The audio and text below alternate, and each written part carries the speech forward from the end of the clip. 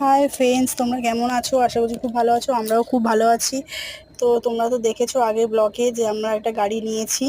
তো সেই গাড়ি তো পুজো দিতেই হবে, পুজো না দিয়ে তো বাড়িতে নিয়ে যাওয়া যাবে না, কারণ আমার শাশুড়ি বারবার বলে দিয়েছিল যে গাড়ি পুজো দিয়ে তারপর বাড়িতে নিয়ে যাবে। তো সেই মতো আমরা গাড়িটা পুজো দিতে চলে এসেছি। আমরা মেন যাই হচ্ছে আশ্রমে, যেহেতু আমরা দীক্ষা নেওয়া হয়েছে। তো সেই আশ্রমেতেই আমরা সব পুজো বা সব কিছুই করি, মেন হচ্ছে আশ্রমে যাই। তো এখন তো 7-8টা বেজে গেছে, আশ্রম খোলা নেই, পুজো দিতে পারবো না। তাই আমরা সোজা কালীঘাটে চলে এসেছি। কালীঘাটে এসে এই যে বামন দিয়ে পান্ডা ধরে পুজো দিচ্ছি। ঠিক আছে, তো সামনেটাও করে নিল দিয়ে এবার আমরা মন্দিরের দিকে যাব, কালী মন্দির। তো দেখো মন্দিরের ভেতর দিকে যাচ্ছি, এই হচ্ছে মন্দির। আমরা আমরা ভেতরে ভিডিও করতে পারিনি, কারণ আমাদের ক্যামেরা অ্যালাউ করেনি। ঠিক আছে, তো যেইটুকুনি পেরেছি সেইটুকুনি তোমাদের সাথে শেয়ার করছি।